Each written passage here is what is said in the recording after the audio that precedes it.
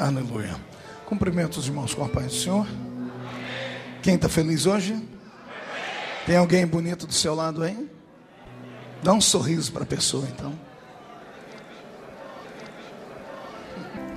Atos capítulo 1, versículo 6.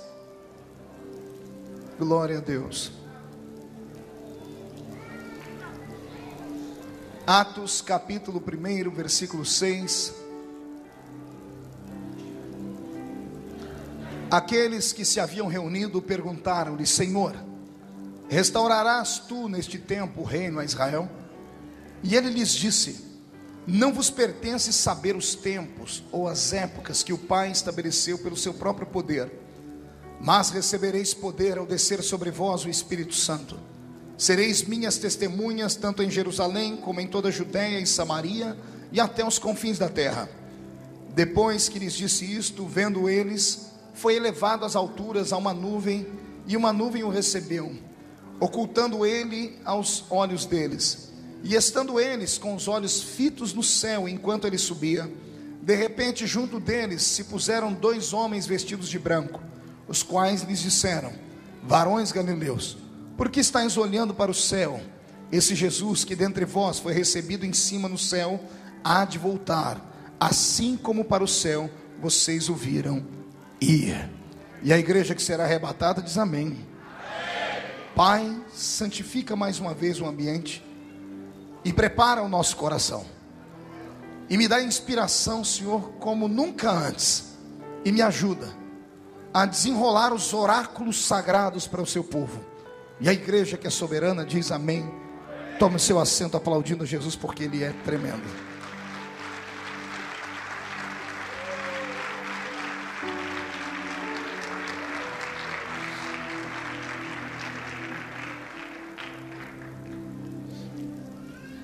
Eu vou começar a desenhar uma cena, e eu quero que você vá colorindo ela enquanto eu desenho. Eu rabisco e você vai colocando cor nela, amém? Tem uma montanha aqui atrás de mim. Na frente estão homens e mulheres sedentos por ouvir uma palavra divina. Cerca de 500 pessoas. Entre esta montanha e essas 500 pessoas está um homem, numa posição um pouco mais elevada, para que a sua voz possa ser ouvida por toda a multidão. Ele espera o momento exato do dia para que o vento bata na encosta da montanha e leve a voz dele ao ouvido de todos os que estão presentes.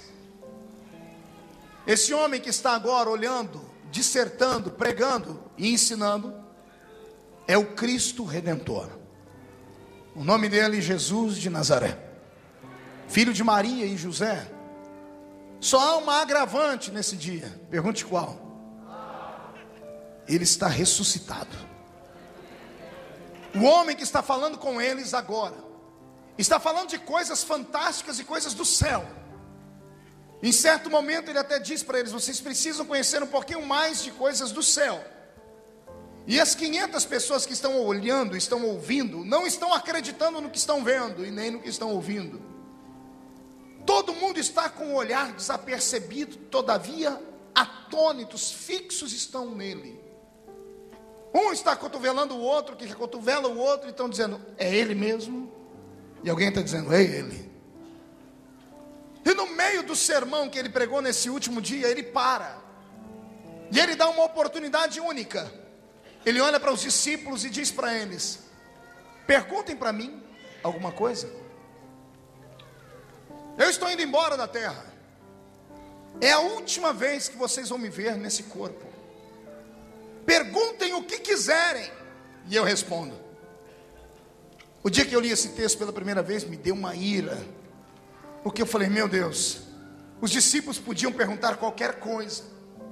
Podiam perguntar como era a vida pós-morte. Podiam perguntar por que Moisés não morreu, mesmo vendo Deus face a face, se a Bíblia diz que quem vê Deus face a face morre. Poderiam perguntar sobre coisas eternas. Mas quando ele dá a oportunidade para eles perguntarem o que quiserem, olha o que eles perguntam, preste atenção em mim. Senhor, é nesse tempo que Israel vai ser levantado de novo como nação? É nesse tempo que Roma vai ser expulsa. Aí Jesus levanta a cabeça e diz assim para eles: não vos compete saber o tempo que o Pai estabeleceu pelo seu próprio poder e sua própria vontade. Jesus estava dizendo: eu deixo vocês me perguntarem coisas do céu e vocês me perguntam coisas da terra, tendo a chance de saberem coisas transcendentais e metafísicas, vocês perguntam de coisas desse mundo. Jesus desiste do diálogo. A Bíblia diz que vem uma nuvem, não sei se da esquerda, se da direita, envolve os pés dele. Quando a nuvem envolve os pés dele, ele começa a flutuar no ar. E aqueles que estão fixos olhando para ele começam a observar. Ele vai levantando e eles vão olhando. Eles estão tremendo, não conseguem respirar direito. E o dia que eu falei com Deus: Senhor, por que eles não perguntaram nada de coisa divina? O Senhor me disse: só tem um jeito de você entender o porquê que eles não perguntaram. Eu disse: como? Se coloque no lugar deles. E eu me transportei para aquele ambiente. É claro que não no corpo, nem no espírito, mas apenas na minha imaginação. Eu me coloquei entre eles, pastor Samuel, e eu descobri por que eles não tinham uma palavra mais forte para perguntar. Eles estavam apavorados. Eles estavam na expectativa de um terror. Na frente deles estava um ex-defunto. Na frente deles está uma espécie de zumbi. Alguém que morreu, foi sepultado, mas que saiu da sepultura e está conversando com eles. Nenhum ser humano suporta ver um milagre desse porte e fica normal. Às vezes nós nos envolvemos com sinais e prodígios, e nós confundimos sinais e prodígios com milagres fantásticos. Sinais são milagres, mas são milagres que qualquer um pode ver, absorver, compreender, explicar e até contar. Mas existem milagres que são aterrorizantes. Exemplo: Moisés atravessando o Mar Vermelho com 2.710.000 almas. Por que é que você acha que do outro lado da margem do mar ninguém canta nenhum hino? Por que você acha que do outro lado da margem está Israel inteiro parado, assistindo o Mar Vermelho, fechando e engolindo todos os soldados e cavalos de Faraó? Pela primeira vez na vida o Mar Vermelho ficando vermelho, com o sangue dos homens, que explodiu por causa da altura onde eles estavam. Quando as águas se fecham, a pressão da água explode o corpo deles, e o Mar Vermelho fica pintado de vermelho. Ninguém consegue dar um glória a Deus. Eles estão na expectativa de um terror. Quando algo anormal acontece perto de um ser humano, e esse ser humano percebe que isso vem do além, que esse algo anormal vem de um outro mundo que não é esse mundo nosso, ninguém fica normal. Diferente quando alguém conta um testemunho que foi curado da cabeça, ou que o pé endireitou e a igreja aplaude. Eu estou falando de milagres aterrorizantes. Milagre da aparição de um anjo, por exemplo. É Daniel, um fantástico servo de Deus. Quando ele observa e vê um anjo, a Bíblia diz que Daniel falando: quando eu vi o anjo, faltou vida em mim. Eu caí como morto aos pés dele. É João no Apocalipse dizendo a mesma coisa: eu ouvi uma voz por detrás de mim e virei para ver quem era. Quando eu vi ele, com aquele cabelo branco, olho parecendo chama de fogo, o pé reluzindo como latão que saiu da fornalha, uma roupa branca no corpo e um cinturão de ouro no peito, eu caí como morto aos seus pés. No meio de um milagre, por exemplo, da abertura do Mar Vermelho, quem quebrou o encanto, quem quebrou o terror foi Miriam. E eu acredito que ela não fez como ela queria, porque ela era expansiva. Quando você vê ela discutir com Moisés na Bíblia, ela procurando a mãe para poder cuidar do menino, quando o menino foi jogado nas águas, você percebe que ela era uma mulher atrevida. Até Miriam teve dificuldade quando o mar se fechou. Imagina ela tremendo, enfiando a mão num pandeiro, catando uma mão na sacola, pegando um pandeiro, tirando uma nota musical na perna, com a boca tremendo e dizendo: ei, Israel, só o Senhor é Deus.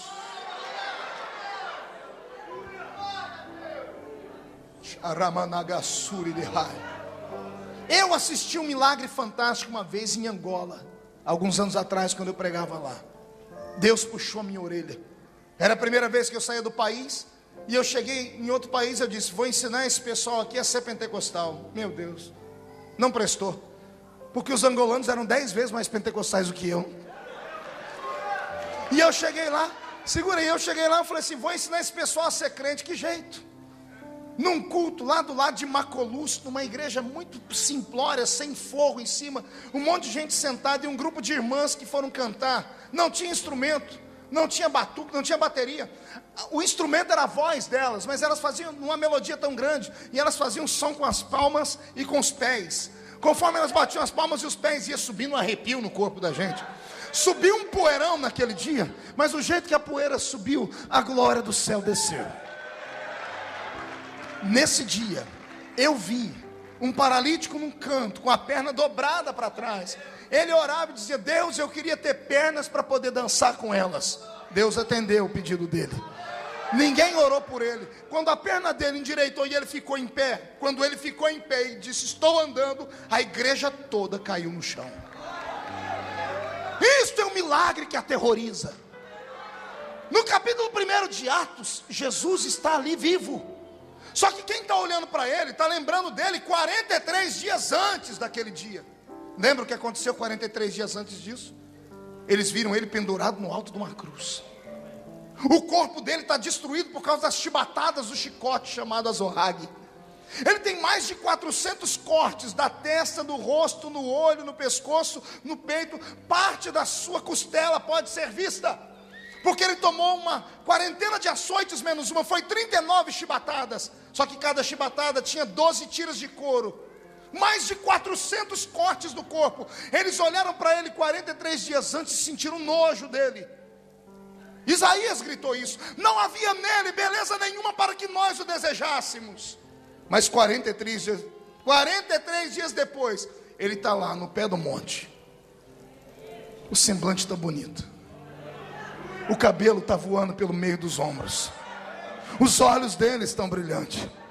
A única coisa que faz ele saber que era ele é uma feridinha que ele deixou nas mãos e não deixou a ferida sarar, para todo mundo saber que era ele. Ele mexia com a mão, todo mundo olhava para a mão dele. O povo se acotovelando dizendo assim: é ele, foi ele que foi furado na mão, foi ele que foi furado nos pés. Ele não está mais morto, ele ressuscitou.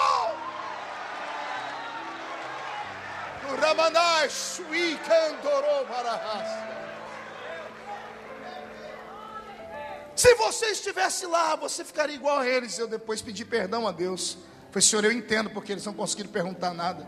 Eles não estavam com a cabeça mais ligada em lugar nenhum. Os discípulos estavam apavorados, porque a glória do Deus vivo estava ali encarnada. Eu não sei você, mas o meu corpo já está arrepiado aqui dentro. Eu sinto ele aqui dentro. Os pés dele estão aqui no meio, caminhando entre nós. A face dele não está aqui dentro. A face dele está diante dos serafins. E os serafins estão cantando nessa noite: Santo, Santo, Santo é o Senhor dos exércitos. Lisboa está ficando cheia da sua glória. Vai haver um rebuliço nesse lugar daqui a alguns momentos, mas isso só para aquele que é sensível. Tem algum pentecostal aí? Solta um berro de glória a Deus essa noite, por favor. Ei, caralamansura na raia. O que eu vou falar nessa noite é uma aula de mestrado em teologia avançado, como foi o culto de ontem. Eu sempre fui muito curioso e tem coisas que Deus revela àquele que busca. Eu quero falar sobre o corpo dele. Eu quero falar sobre o corpo ressuscitado dele. Por quê, pastor? Porque muita gente confunde o corpo de Jesus dizendo que o corpo dele estava glorificado. E não estava glorificado. O corpo dele só estava ressuscitado. Lembra? Lembra da abertura do túmulo? Lembra de Maria saindo desesperada no meio do jardim, gritando: horteleiro, jardineiro, onde você colocou o corpo do meu Senhor? E de repente Jesus vira para ela e diz assim: Maria. E quando ela ouve a voz dele, ela diz: Rabi, Raboni és tu. E ele diz: sou eu, Maria. E Maria sai correndo para colocar a mão nele. Quando ela vai colocar a mão nele, ele se afasta e diz: não me toques. Não me toques. E ela: por que não te tocar, Senhor? Ele diz: porque eu ainda não fui glorificado. Eu só fui ressuscitado. Repita essas duas palavras comigo: ressuscitado, glorificado. De novo a primeira.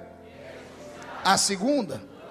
Olhe para alguém do seu lado e diga: não confunda o corpo ressuscitado com o corpo glorificado. Pergunte por quê, pastor? Aperta o cinto aí, nós vamos decolar e eu vou te explicar o porquê. O corpo ressuscitado de Jesus Cristo, a primícia dos ressuscitados dos mortos, diz a palavra, tem para essa igreja aqui presente um hálito de esperança, tem um hálito de presença, e tem uma força de milagre. Por quê? Porque a Bíblia diz que assim como Ele foi, nós seremos.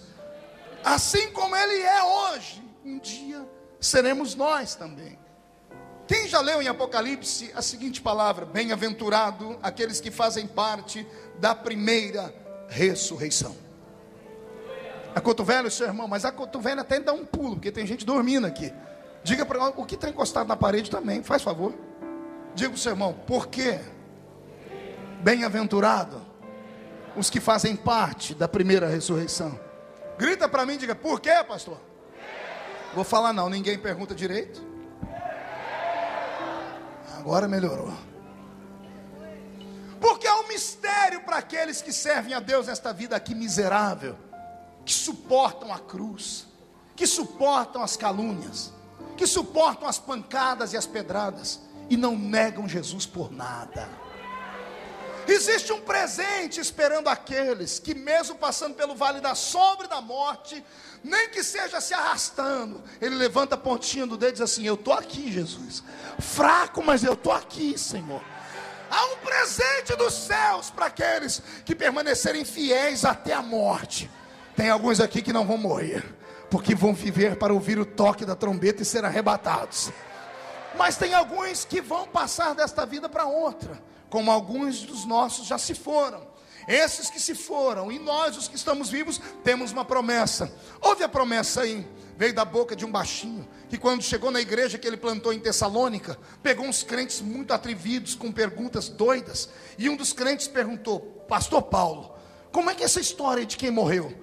Nós servimos a Cristo aqui, temos esperança. E depois, os que morreram, o que virou com eles? Paulo pede um minuto, ele vai orar e Deus revela. E Paulo volta para a igreja de Tessalônica, marca um culto e prega a mensagem do arrebatamento da igreja. E ele diz assim: Deus me revelou, vai acontecer assim, dada a palavra de ordem, o mesmo Senhor descerá do céu com alarido e voz de arcanjo.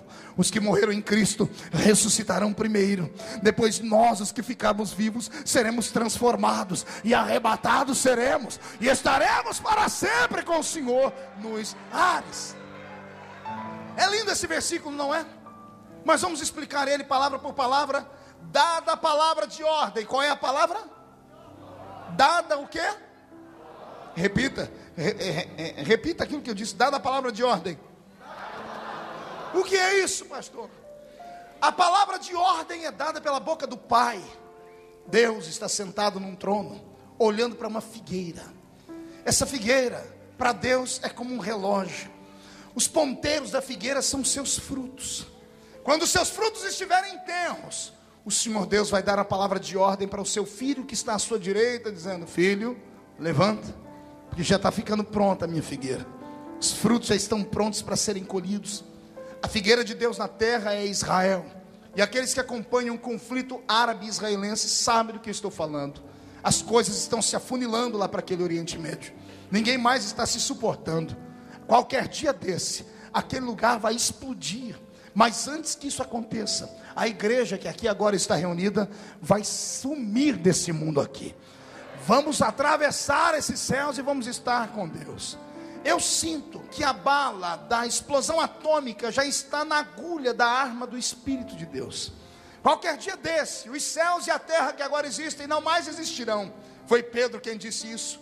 Que todos os elementos dessa terra ardendo em fogo se desfarão. Não fique atormentado, nem fique com medo. Vai acontecer uma iminente guerra nessa terra. Armas atômicas vão explodir, sim senhoras e sim senhores.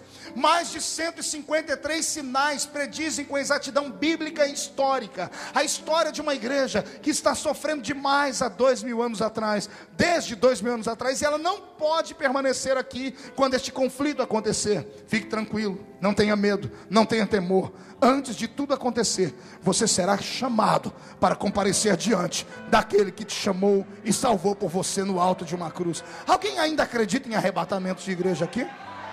Então desce essa mão direita no ombro de alguém do seu lado e chacoalha o irmão até ele ficar irritado. Irrita ele. Isso, tira ele do lugar, por favor. Diga: Deus te trouxe aqui só para saber como é que você está. Diga: a trombeta vai tocar. Limpa o seu ouvido. Precisamos ouvir o toque da trombeta. Dada a palavra de ordem, o pai se ajeitando, dizendo: filho, Israel já cumpriu tudo que cumpriu. É o filho se levantando, indo para uma sala e colocando roupas nupciais. E o que eu vou lhe contar agora é um pensamento meu. Eu creio que Jesus não está sentado no trono agora. Eu creio que ele já está de frente de um espelho, vestindo a roupa de gala, a roupa do casamento. Enquanto o filho está se ajeitando, num canto do céu tem um arcanjo com uma trombeta dourada, com um pano, dando os últimos retoques, tomando as notas musicais, vendo se a trombeta está afinada. Vou lhe contar um segredo que talvez nunca te contaram. Todo salvo tem as notas musicais do céu guardadas dentro dele. O ouvido do crente é afinado no diapasão do Espírito Santo. Quando a trombeta tocar, não é qualquer crente que vai ouvir. Não é a carteirinha da igreja que vai te dar o direito de ouvir. Não é por você ser carismático, pentecostal, neopentecostal, tradicional, ou um cubo de gelo que vai te dar ou não a diferença para ir para lá. O que vai atrair o toque da trombeta no seu ouvido é o desejo de ir para lá e a santidade que você vive aqui.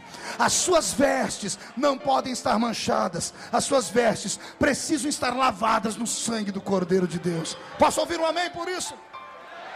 Dada a palavra de ordem da boca do Pai, o mesmo Senhor, pergunte a mim: qual, pastor?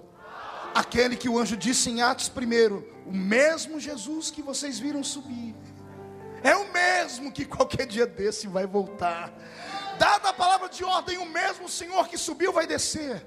Dada a palavra de ordem, o mesmo Senhor descerá do céu primeiro com alarido. Vai descer com o quê? Respira fundo. Alarido é um grito estrondoso e forte. Quando Jesus se levantar do trono e para vir buscar a sua igreja, ele vai dar um grito. Esse grito não será ouvido pela igreja, porque a voz do noivo não virá com um brado de angústia nem dor para os nossos ouvidos.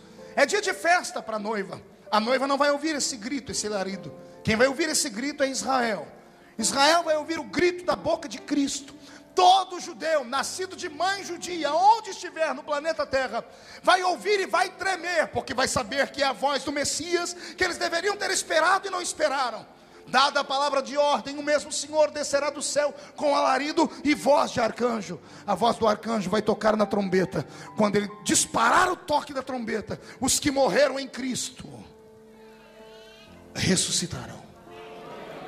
Não vou explicar direito. Os que morreram antes de nós, em Cristo, seu pai, sua mãe, seus irmãos, seus pastores, seus filhos, eles ouvirão o toque da trombeta junto conosco. E vai haver um tumulto cósmico nesse mundo. Pergunte por quê? Alguns dos nossos não estão mais dentro da tumba. Os ossos já foram consumidos pelo tempo, a carne foi devorada. Os que morreram dentro do navio Titanic, só sabe Deus onde é que estão os seus átomos espalhados dentro das bocas e das barrigas dos peixes. Os que viraram comida dentro do Coliseu Romano, nas bocas dos leões. O comunismo que matou quase 50 milhões de crentes como eu e você. O padre Torquemada que matou 10 mil valdenses com uma espadinha na mão, com uma adaga fincada no peito, e dizimou o corpo dos nossos crentes. Não me interessa onde é que está o corpo deles. A Bíblia diz, e quando Deus fala, a ordem dada tem que ser executada. Os mortos ressuscitarão. Vai haver uma convulsão nas águas, vai haver um sopro nos ventos, vai haver um reboliço na terra. As placas tectônicas do planeta Terra inteira vão se mover, porque os corpos dos santos vão ressuscitar. Eu vou repetir: os mortos em Cristo vão ressuscitar.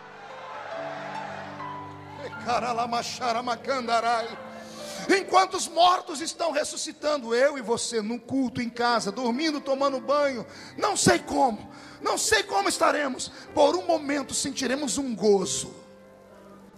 Sentiremos um gozo jamais visto no mundo. Quem nunca falou em língua, se segure, nesse dia você vai falar. a presença do Espírito Santo vai ser tão forte que todo crente subirá cantando um novo cântico. Repito, todo crente subirá falando em línguas estranhas, porque o gozo será muito grande. Só haverá um pequeno problema, pergunte qual? Não vai dar tempo de despedir, porque essa primeira fase da vinda dele é um mistério, é um segredo. A Bíblia diz que assim como o ladrão da noite vem, ele virá. 2 estarão no campo, um será tomado e o outro deixado.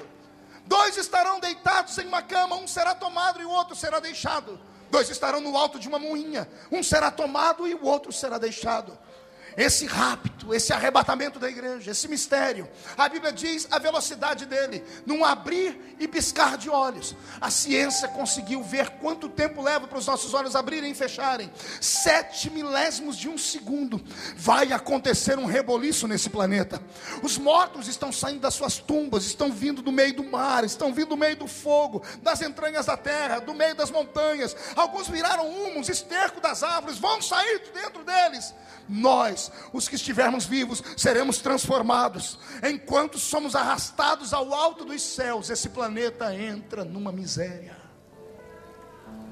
Carros desgovernados começam a se chocar na ponte Vasco da Gama. Carros desgovernados, ônibus, autocarro, carrinhas começam a se despedaçar por esse mundo inteiro. Aviões sem piloto, sem copiloto, porque até hoje não inventaram um equipamento altamente tecnológico que dê vida ao avião. O avião, por mais tecnologia que ele tenha, ele precisa de 100% do homem para ser levantado, e 100% da atitude do homem para aterrissar. Não dá para fazer isso com equipamentos ainda. Então, se isso acontecer por esses dias, aviões ficarão desgovernados, porque eu conheço pilotos evangélicos, conheço copilotos evangélicos. Vai haver um inferno nesse mundo. Não bastasse os acidentes, as placas tectônicas do mundo se removerem, os oceanos levantando os seus maremotos, os hospitais vão entrar em desespero. Pergunte por quê? Maternidades, mães estão se esgoelando. O médico acabou de marcar a cesárea. Quando abriu a barriga da mãe, não tem bebê. Vão correr para os berçários, e quando chegarem nos berçários, só vão ver as toquinhas cor-de-rosas, azuis e amarelas. Os bebês não estarão mais lá. As pessoas vão pensar que houve um ataque alienígena, vão pensar que as pessoas foram abduzidas desse planeta, e ninguém foi abduzido. É a igreja que não aguenta mais sofrer nesse mundo, é o crente que não aguenta mais ser saco de pancada, é a gente que não aguenta mais ser chamado de fanático. Deixem as pessoas nos perseguirem. Hoje chamam a polícia para nós quando o barulho é grande. Vai chegar um dia que eles vão sentir falta do nosso grito, falta do nosso barulho, falta do nosso louvor. Um inferno na terra. Pergunte por quê? Pessoas assistindo os canais de televisão. No Brasil, a Rede Globo, Rede Record, SBT, a CNN, outros canais de muita potência no mundo, pessoas assistindo todos os programas interrompidos e jornalistas entrando. O plantão do jornal tal informa: houve um estrondo no planeta Terra. Pensamos que fomos atravessados por alienígenas. Desapareceram milhares e milhares de pessoas. Detalhe, todas elas tinham uma marca de serem crentes fanáticos, que iam para a igreja, davam dízimo para pastor, que gritavam, pulavam, cantavam, não bebiam, não fumavam, não se prostituíam, não adulteravam. Eram pessoas que nós pensávamos que eram loucos de pedra. Eles desapareceram.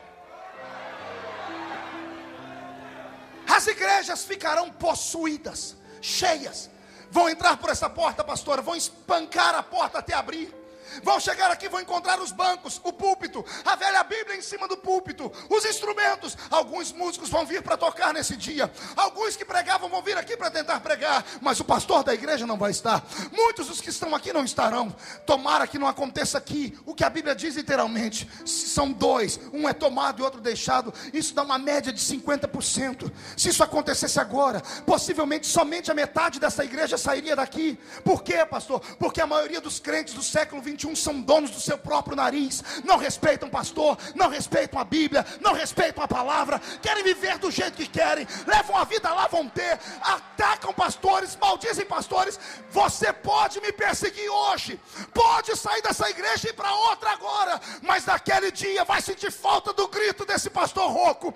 Jesus está voltando nesta terra, igreja. Oh,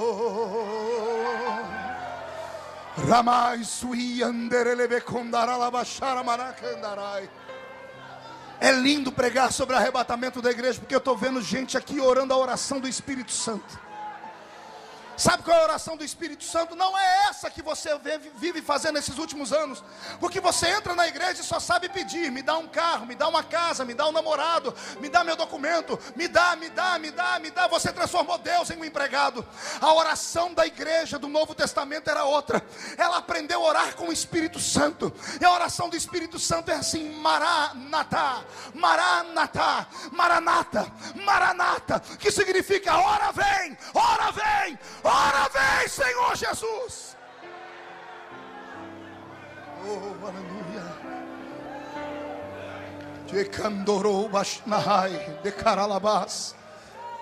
Tem 500 pessoas olhando para cima no monte. Tem um homem sumido no meio das nuvens. Quando ele desaparece no meio das nuvens, 2 homens de branco, os 2 anjos que apareceram para Maria lá na tumba, vêm aqui. Eles vão terminar a função deles. Eles começam a bater no ombro um do outro e começam a dizer: ei, varão Galileu, o que é que você está olhando para cima? Esse mesmo Jesus que foi, do jeito que ele foi, ele vai voltar.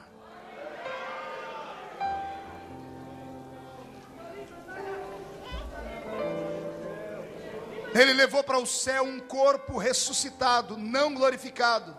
Qual é o corpo que ele levou? Pergunte: que corpo é esse, pastor? Um corpo que tem carne e osso, mas não tem sangue. Eu disse que era um mestrado em teologia. O corpo de Jesus ressuscitado tinha carne, tinha osso, mas não tinha sangue. Pergunte por quê? Ele não toma de volta aquilo que ele dá. No alto da cruz, quando furaram o lado direito dele, saiu a última gota de sangue e água. Ele estava dizendo: todo o meu sangue eu deixo na terra para lavar a minha igreja, para purificar a minha igreja. O sangue é a vida do corpo. Mas o sangue só é a vida do corpo quando o corpo está ligado a esse mundo. O corpo ressuscitado, ele transcende, ele não precisa mais de sangue. Ele continua tendo matéria, mas não precisa mais de sangue. A matéria que ele tem, carne e osso, também não é dada a tempo e a espaço. Pergunte por quê? O Jesus que saiu da tumba entrou dentro da sala onde os discípulos estavam, sem abrir a porta e sem abrir a janela. Ele entrou, comeu peixe com eles, porque corpo precisa de proteína, carne precisa de carne. Ele comeu peixe com eles, e na hora de sair não abriu a porta, ele atravessou a parede de novo. Esse corpo não precisa caminhar. É por isso que um belo dia, centenas de quilômetros longe de Jerusalém, ele aparece numa bifurcação de uma estrada e tem 2 homens falando da morte dele no caminho de Emaús. E ele questiona, e ele fala: você por acaso é estrangeiro? Não ouviu falar do profeta Jesus que foi morto? E ele: não, conte a história. E quando eles estão pregando para Jesus, chega no momento da estrada que Jesus disse: eu tenho que ir embora. E eles falam: fica conosco hoje. Quando Jesus senta com eles na mesa, era costume naquela época lavar o pé do viajante e repartir, colocar o pão na mão do viajante para o viajante dar graças. Mas todo judeu dava graças assim: graças te damos, ó grande Elohim. E partiu o pão, porque Elohim é Deus. Mas esse viajante, quando pega o pão, todo mundo de cabeça baixa e olhos fechados, ele pega o pão, parte e diz assim: graças te dou, ó Pai. Quando ele fala Pai, todos na mesa abrem o olho, porque isso era uma vergonha. Isso era quase que uma blasfêmia. Ninguém chamava Deus de Pai até aquele momento. Quando eles abrem o olho, o pão está partido, caído na mesa. E Jesus não está mais lá. Um olha para o outro com o olho lacrimejando e diz: porventura não ardia o seu coração enquanto ele falava com a gente? Seu coração não queimava? Só pode ser ele. Ele morreu, mas ressuscitou. Ele esteve aqui, mas desapareceu. O corpo de carne e osso de Jesus não era dado a espaço, tempo, nem dado a limitação física. Ele atravessa a parede, ele come peixe, mas ele aparece daqui, desaparece daqui e aparece do outro lado. Esse corpo dele voa, porque ali no solapé do monte ele começa a flutuar. Mas é um corpo de carne e é glorificado o corpo? O corpo é o quê? Não ouvi? Pergunte por quê, pastor? Quando ele desaparece dali, ele aparece na entrada do céu. Jesus arrastou um corpo de carne e osso para o céu, porque o homem estava proibido de entrar lá. Como Jesus cumpriu a lei, ele arrastou o corpo dele para o céu, para mostrar que o homem pode nascer na terra e ir morar no céu. Só que ele não foi entrando de qualquer maneira. Deixa eu te mostrar como ele entrou. Ele parou na entrada do portão do céu. Como assim, pastor? Ele arrastou um corpo de carne e osso, ficou na entrada do céu. Quando ele para na entrada do portão do céu, os anjos que guardam a área celestial vêm voando e correndo com espadas desembainhadas, pensando tratar de demônios, porque Satanás e os seus demônios estão proibidos de entrar no céu. Por isso Deus cercou o céu com a muralha e colocou um portão no meio. Para entrar no céu só se entra com autorização. Como os anjos viram que aquele homem que estava ali, eles não sabiam primeiro que era um homem, não sabiam que era o próprio Cristo, porque anjo não é onipresente nem onisciente. Os anjos lá em cima não sabiam o que estava acontecendo aqui na terra. Compreendem isso, igreja? Quando ele aparece na entrada do portão do céu, os anjos vêm para fazer a função deles. É para proibir a entrada, pensando que é um demônio. Mas quando eles olham para ele, eles percebem que a mão dele está furada. Quando vem a mão dele furada, os anjos que vieram para pará-lo, param, inclinam a cabeça e recitam o Salmo de número 24. Eles olham para dentro do céu e dizem assim: levantai, ó portas, as vossas cabeças, levantai, ó portais eternos, para que entre o Rei da Glória. Os anjos que têm a chave do portão vêm voando pela cidade, chegam no meio do portão e começam a olhar pelas gretas do portão. Mas quem é esse Rei da Glória? Os anjos que estão aqui atrás, sentindo a presença dele, abrem as asas e começam a dizer: o Senhor poderoso na batalha, Ele é o Rei da Glória. O portão se abre. E pela primeira vez, carne e osso entram dentro do céu. Quando a carne e o osso entram dentro do céu, Jesus cumpre a lei. Ele grita para o palácio: é possível ser homem e vir morar no céu. Quando ele atravessa o portão, aí o corpo ressuscitado é glorificado. Pergunte de que jeito? A lei já está cumprida. O cabelo castanho começa da raiz para trás a ficar branco. Os olhos castanhos começam a tomar cor de fogo, âmbar. A roupa feita na terra é transformada num linho do céu tecido pelos anjos. Um cinturão de ouro sai de trás das costas e corta o peito dele inteiro. Os pés começam a brilhar como um latão que saiu da fornalha e ele flutua. E ele abre a boca e grita: o rei voltou.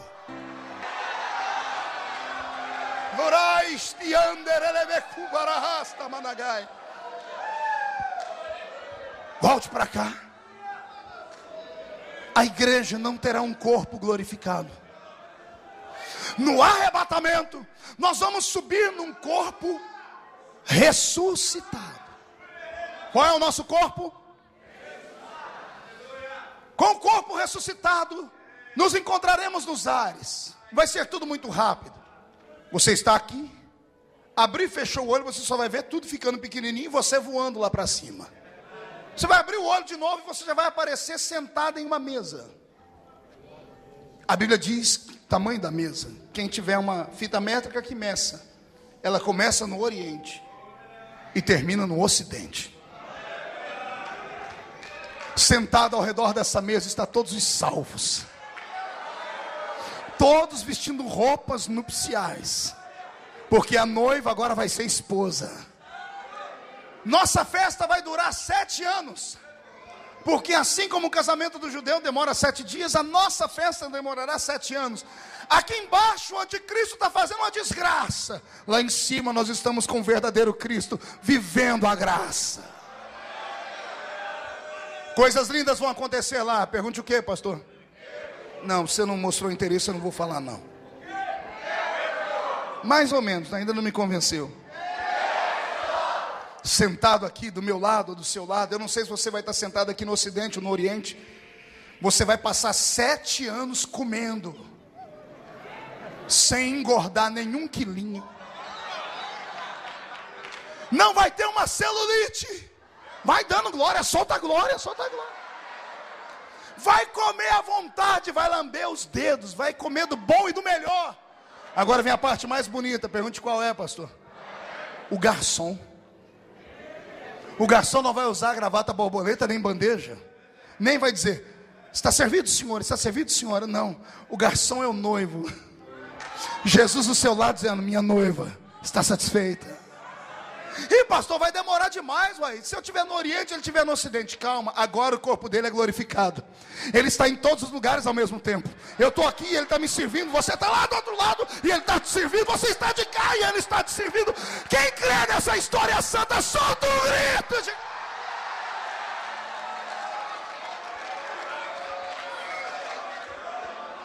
Te cantorou vanais tui daralabás.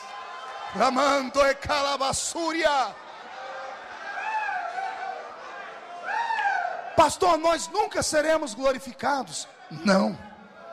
Nós permaneceremos com um corpo ressuscitado. Pastor, e o que é que vai dar vida para o nosso corpo? O que é que vai ter nessa mesa para a gente comer? Aquilo que foi feito para o homem comer desde o Éden e ele nunca provou. O fruto da árvore da vida. Lembra da árvore da vida estabelecida no Éden? Ela foi transportada para o céu. O Apocalipse diz que ela dá 12 frutos por ano. Vamos comer uma vez por mês. A Bíblia diz que as suas folhas são saúde para todas as nações. É o fruto da árvore da vida que vai dar vigor ao nosso corpo. Só que o nosso corpo é o corpo da primeira? Da primeira? A cotovelo, irmão, diz, ei, você vai encarar essa? Vai fazer parte da primeira ou não? Olhe para mim. 7 anos comendo. Quando terminar a nossa festa, o nosso rei vai ficar em pé. Vai parar a festa e vai dizer assim, minha noiva, eu preciso ir à terra resgatar o meu Israel. Enquanto estamos em festa lá, o mundo está num pé de guerra aqui. Todas as TVs do mundo estão alienadas, estão alinhadas lá no vale de Jezreel, em Israel. Também conhecido como Vale do Armagedon. Todos os países do mundo voltados contra a nação de Israel. Porque o anticristo que mostrou prodígios e sinais, alienado à besta, ao falso profeta, vão fazer as pessoas entenderem que ele é Deus. E como Deus ele tem que ser adorado. Mas ele não quer ser adorado em Aparecida do Norte no Brasil, nem em Fátima em Portugal. Ele quer ser adorado em Jerusalém. Só que para colocar a imagem dele dentro do templo, mesmo o pior de todos os judeus, vai ser obrigado a recuar. Não vão aceitar, porque Israel, desde quando eles estiveram presos dentro do cativeiro babilônico, eles foram curados como nação da idolatria. Eles não vão aceitar. Quando Israel não aceitar a imagem do anticristo lá dentro do seu santuário, o anticristo vai pegar todas as nações do mundo aliadas, vão pegar todo o armamento potente, vão voar para cima da terra santa. O vale de Jezreel vai estar tomado de todos os tipos de soldados, de todas as cores de pele. Os aliados a Israel serão os desviados, que nesse momento ainda estiverem vivos, que vão ser muito poucos. Porque todos os desviados tiveram que pagar com seu sangue o direito de entrar no céu, ou viverão eternamente com Satanás dentro de um lago de fogo. Os que aceitaram o sinal da besta na mão direita e na testa. Todo mundo está filmando Israel. Todo mundo espera que Israel vai ser dizimado. O noivo se levanta na mesa e diz, minha noiva, vamos lá. A mesa desaparece. E aparece na nossa frente milhares de cavalos. Milhares de cavalos. Vamos pela primeira vez alguns, e outros vão voltar a ser crianças. Vamos sentar no lombo de um cavalo lindo. O cavalo dele é maior do que o nosso. E nós vamos ver quando ele subir em cima do cavalo. Porque quando ele sobe em cima do cavalo, o manto de vitória dele, que cobre, mostra umas palavras que na hora a gente pode nem entender o que está escrito, mas depois a gente vai entender o significado. Quando ele dá a palavra de ordem, nós íamos voando pelo céu. Quem teve a visão foi Enoque, o sétimo depois de Adão. Está escrito em Judas, do lado do Apocalipse. Já leu? Enoque disse: eis que eu vejo o Senhor vindo com milhares dos seus santos. Não é milhares de anjos, são santos. Já tem muito tempo que Enoque viu a minha fotografia lá, e a sua está do lado da minha lá. Eu quero te encontrar. Eu falo assim: não falei que era desse jeito que ia acontecer? Quando a gente vier, eu vou vir com a gana, pastor Samuel, uma vontade de catar Zé Pilintra, Zé Pilantra, Chucaveira, Tranca-Rua, Preto Velho. Eu quero quebrar o pescoço da Maria Padilha, da Maria Mulambo. Eu quero arrancar a cabeça da Pombagira. Quando a gente chegar nessa terra, estaremos voando no céu. Todas as câmeras filmando Israel. De repente alguém começa a bater no ombro do cinegrafista. Cinegrafista, foca lá em cima. Não, eu tenho que focar aqui porque aqui é guerra. Não, foca, tem um negócio vindo lá em cima. Quando a primeira câmera vai, todas as outras vão atrás. E todos os repórteres começam a perguntar: estamos aqui, direto de Israel, estamos aqui aguardando a grande batalha que vai dizimar esse país. Mas de repente apareceu no céu um monte de coisa que ninguém entende o que é. Tem uma coisa, um objeto voador que ninguém nunca viu. Por favor, foca lá, o que é aquilo? Pessoas começam a gritar: será o Super-Homem? Outros estão dizendo: não, será que é o Exterminador do Futuro ou o Rambo? E alguém diz: não, está vindo cheio de cavalo. Olha lá, o líder deles, foca na coxa dele direita, porque tem um negócio escrito lá. As câmeras vão focar na coxa de Jesus, e no manto dele, está escrito na Bíblia, virá escrito assim, ó: Rei dos Reis, Senhor dos Senhores.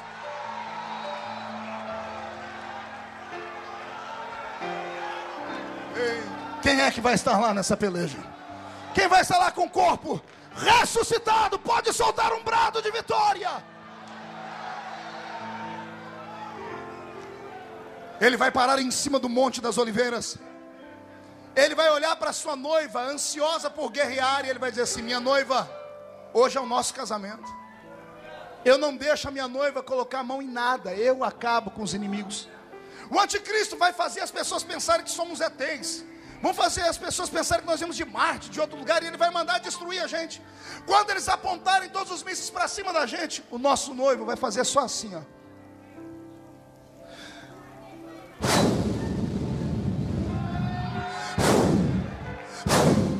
A Bíblia diz que ele destruirá os inimigos pelo sopro da sua boca. Quem crê nisso? O vale do Armagedon vai perecer com milhares de pessoas mortas. Terminamos isso. Israel se curva e diz: ó Messias, perdoa-nos por ter te matado. E o Senhor, como é bom em perdão, vai dizer: está tudo bem. É chegado o tempo do meu reino ser fincado na terra. Jesus implanta o reino de Deus na terra. Ele coloca o trono dele em Jerusalém. Agora vem a parte mais gostosa de todas. Pergunte qual é. Eu e você somos o que dele? Esposa. Se ele é rei, somos rainha. Se ele governa, nós também. Você não sabe, mas você pode estar sentado do lado do primeiro-ministro de Portugal. Não entendeu? Você pode estar sentado aí do lado do próximo presidente dos Estados Unidos. Não entendeu? A Bíblia diz que nós vamos reinar com ele. Todos os governantes do mundo vão ser deportados, depostos, e nós vamos governar o mundo. Não, eu vou explicar de novo porque parece que você não entendeu. Eu estou dizendo que esse irmão aí do seu lado, esse aí, analfa de pai, beta de mãe, esse que só tem 2 dentes na boca, o zagueiro e o atacante, esse aí, ele pode ser o futuro presidente de Portugal. E ele vai dizer assim: eu fui aqui empossado pelo meu Cristo, porque eu sou reino e sacerdócio dele. Você pode estar sentado do lado de alguém que vai mandar nas Filipinas, em Nicarágua. Eu profetizo que eu não estou pregando para homens e mulheres comuns, eu estou pregando para reis e rainhas do meu Cristo. Quem toma posse da palavra solta um grito de glória.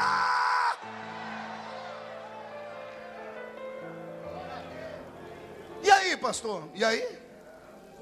E aí que você está lá governando o Brasil e de repente você sente vontade de ir a Israel. Não precisa tomar avião, não precisa tomar ônibus. O seu corpo é o corpo da primeira ressurreição. É só abrir o olho e fechar e você já está lá. Senhor, só me dá licença, agora eu tenho que voltar para o Brasil. E abrir o olho e fechar, você já está aqui. Pastor, parece um conto de carochinha. Parece, mas não é. É por isso que nós batalhamos como igreja. É por isso que nós lutamos pela fé. A minha única angústia é saber que tem muita gente aqui que nunca verá isso. O Senhor me disse hoje que eu pregaria para muitas pessoas que há muitos anos não tomam a Santa Ceia, que há muitos anos não frequentam uma igreja de verdade, esqueceram a simplicidade da fé, vivem falando da vida dos outros como se fosse dono da vida dos outros, emprestam a sua língua para Satanás, e só porque tem a carteirinha de membro de uma igreja acha que isso é o suficiente para ir para o céu. Vai acontecer um arrebatamento, e para estar com Ele, as suas vestes têm que estar lavadas no sangue do Cordeiro. Incline a cabeça. Eu estou ouvindo gemidos agora, gemido de moças que estão aqui dentro, mães que para esconder e burlar o seu pecado cometeram aborto, gente que desgraçou a vida do outro para poder se dar bem.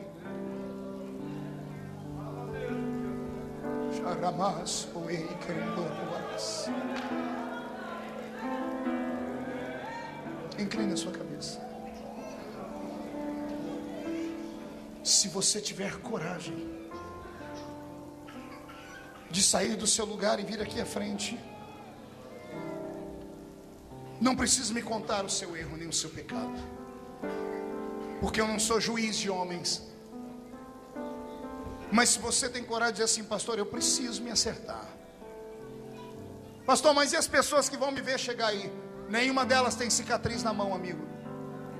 Se alguém for te acusar, você pede para ver a mão delas.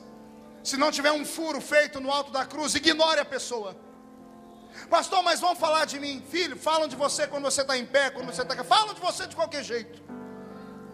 Mas o Senhor me diz que a sua história com Ele não terminou ainda. Tem uma promessa em andamento.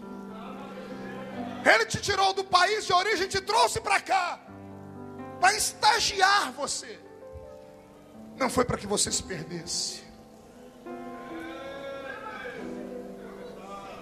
Um homem só é grande diante de Deus quando ele faz isso, quando ele dobra o joelho na presença do Senhor. A igreja vai inclinar a cabeça e eu vou te dar uma chance. Sai do seu lugar e vem. E eu vou orar pela sua vida hoje. E o meu Deus vai perdoar os seus pecados. Vem chorando mesmo, filho. Aleluia.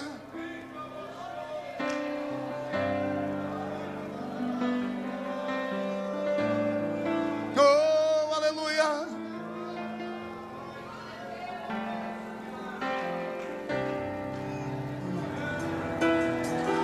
Toda a igreja de pé. Só os que estão de joelhos permaneçam. A igreja de pé. Você vai mesmo se esconder? Vai ter coragem de sair de um culto como esse e perder a chance de se acertar? Vai permanecer arrogante, em pé, olhando para a pessoa do seu lado como se nada estivesse acontecendo? Não diga que Deus não falou com você. Não saia falando que Deus não usa mais profetas para falar. Eu sinto um temor aqui dentro como há muito tempo eu não sentia na minha vida. Tem pessoas chorando aqui, pastor Samuel. Esse é o maior milagre que eu posso ver acontecer na igreja. A igreja inclina a cabeça. Será que tem alguém entre nós que não é evangélico ainda? Ao ouvir essas palavras da boca desse pregador, ficou assustado. Talvez você não entendeu nada do que eu falei, mas sentiu tudo que eu falei, amigo. O ser humano nasceu para ir para o céu, mas ele só vai para o céu quando ele entrega a vida a Jesus Cristo. Ah, pastor Marco, vocês crentes são arrogantes demais.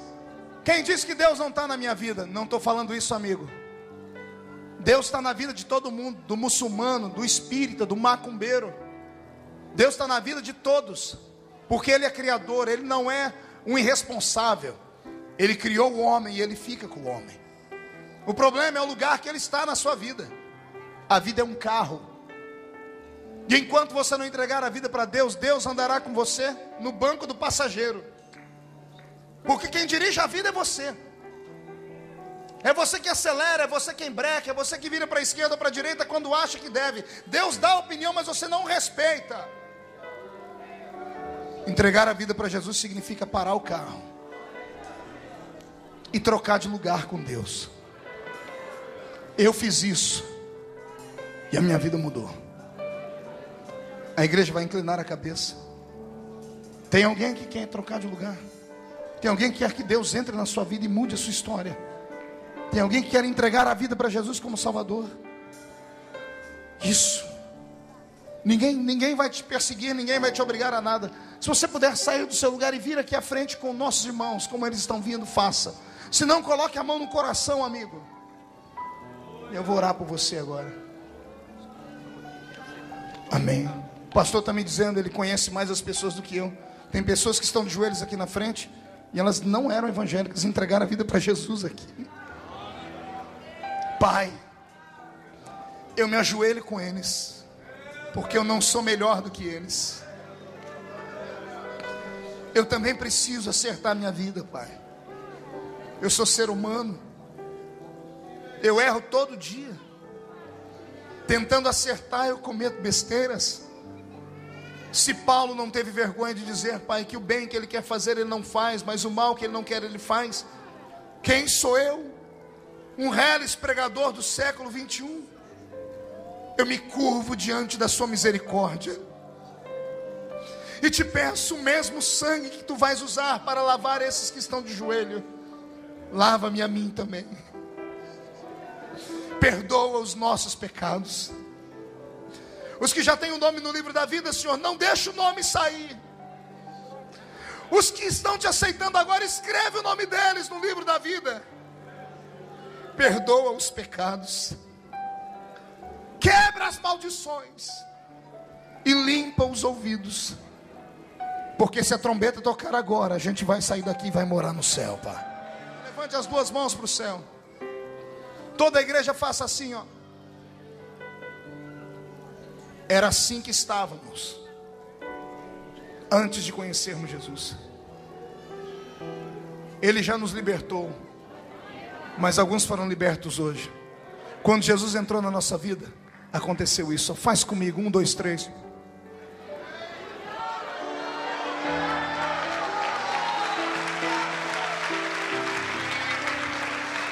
Mão direita levantada ao céu. Diga: todos os demônios que tentaram tirar o meu direito de salvação, eu ordeno, para a palma da minha mão agora, fecha a mão. Eu conto até 3, você joga no chão e pisa em cima. 1, você nunca mais será o mesmo. 1,5, você e sua família serão salvos. 2, o céu é o nosso limite. 2,5, essa igreja vai crescer a 100 por 1, pastor. Satanás está derrotado. 3, joga no chão, pisa em cima. Mudou a minha vida. Agora eu quero que você abrace 10 pessoas e diga para elas: somos filhos de Deus. 10 pessoas, abrace elas, abrace elas. Diga: somos filhos de Deus.